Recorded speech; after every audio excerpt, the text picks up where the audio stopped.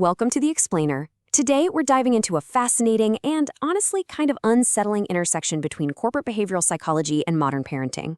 We're looking at a brilliant piece of source material called The Monsters We Marketed, and I gotta tell you, what we're about to uncover, it's gonna completely change how you view the dynamic inside your own home. Let's get right into it. 30. The author of our source material has spent the last 30 years doing exactly one thing, and that's watching you. Now, okay, don't panic, it's not quite as creepy as it sounds, but their entire job for 3 decades has literally been to figure out exactly how to manipulate human behavior. They've spent all that time answering questions like, why do you click buy now at 2 in the morning? Why can't you stop scrolling? How does a faceless corporation suddenly feel like your absolute best friend? They've completely mastered the marketing hacks to make this happen. We're talking dopamine loops, variable rewards, and those deeply ingrained psychological triggers that turn a totally casual observer into a hardcore brand devotee. But here is the real Trojan horse. Lately, the author noticed something deeply, deeply alarming. These exact same behavioral hacks, the ones meticulously designed by massive corporations to sell sneakers and software, well, they've secretly leaked right into our living rooms. The line between corporate marketing and our actual home life, it's been entirely blurred. Which brings us to this absolutely striking quote from the text. We aren't just raising children anymore. We are inadvertently managing personal brands. Just let that sink in for a second. Managing personal brands. It brilliantly captures this massive shift away from traditional child rearing. We're no longer just guiding little humans. We're like curating their public image. We've completely transitioned from a world focused on character to a world totally obsessed with content. And the source material makes a really crucial observation here. In making the shift, we have accidentally built the absolute perfect incubator for the modern narcissist. Section 1. The customer is always right, and other parenting lies. So in the marketing world, the customer is always right.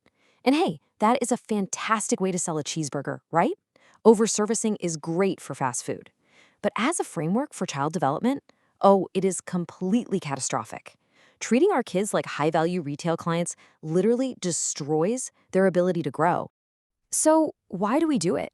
Well, the text points out that we often parent from a place of deep guilt. We work too much, the world feels incredibly scary right now, or honestly, we just want to be liked, both literally and figuratively, by our own kids. Because of this guilt, we start treating them like those VIP customers. We're constantly negotiating. We're constantly overservicing. And here's the core behavioral equation we're dealing with. In our desperate effort to overservice, we remove every single ounce of friction from our children's lives. But behaviorally speaking, when you remove friction, you remove growth. By constantly trying to keep the peace and eliminate their struggles, parents are actively, even if accidentally, stifling their child's emotional development. And here is the result of removing all that friction. You're left with a child who has the frustration tolerance of a fruit fly, paired with an ego that requires a stadium-sized audience just to feel okay. It's a pretty terrifying contrast when you think about it. A complete inability to handle even the slightest frustration matched with this massive, insatiable need for constant external validation. Okay, let's dive into this next part. Section 2, the algorithm of the home.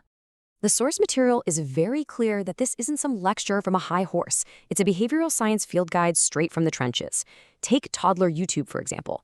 The algorithms feeding your kids' favorite shows aren't just keeping them entertained. They are literally a masterclass in entitlement. The fast pacing, the immediate rewards, the endless loops, they are actively conditioning young brains for pure, unfiltered entitlement. And you know what? Parents are caught in the algorithm too. When a parent fails to punish a bully, they might reframe it and call it gentle parenting. But the behavioral scientist points out something super provocative here. It's often actually just corporate-style brand protection. It's all about protecting the child's image rather than doing the hard work of correcting their character. This source actually identifies 3 major traps we fall into. Trap number 1 is the dopamine parent. This is when we trade long-term discipline for short-term peace. Parents become quite literally hooked on the immediate quiet. That quick dopamine hit of just giving in and avoiding the epic tantrum, even though it totally sacrifices the child's long-term behavioral health. Trap number 2 is the performative childhood. This really shows the chilling effect of social media, basically turning our kids into actors in their own reality shows. We're broadcasting their childhoods for content rather than just letting them, actually experience their childhoods to build real character. And the third trap? The boundary vacuum. The absolutely crucial point here is that a constant lack of hearing the word no creates an adult who literally cannot handle hearing the words not yet. It's a massive long-term danger. You are raising someone who is utterly unequipped for the realities of adult rejection and delayed gratification. Section 3. Time to catch up. So, what does this all mean, and how do we fix it? Well, here is the genuinely fantastic news directly from the behavioral scientist. Because these manipulative behaviors and entitled reactions are learned, they can absolutely be unlearned. Parents have the ultimate power to pivot the strategy. We are not locked into this dynamic forever, not by a long shot. But to make that pivot, we have to fundamentally change our approach. We have to stop servicing our children like they're VIP customers, and we have to step back into our rightful roles, leading them. We literally need to stop acting like customer service representatives for our own kids. It means moving away from the totally toxic environment of treating your home like a corporate focus group where you're just constantly polling for satisfaction. Instead, you need to treat your home like a training ground. Because honestly, that is exactly how you build functional, empathetic, and grounded human beings. I absolutely love this rallying cry straight from the source text. Let's get to work. We have a lot of no's to catch up on. It is such a powerful reminder that setting firm boundaries isn't mean. It's absolutely crucial. It's time to start saying no today so we can protect who they become tomorrow. So I want to leave you with this lingering, provocative thought from today's explainer. Take a good look at the dynamic in your own living room right now and ask yourself, are you raising a functional human being, or are you just managing a personal brand?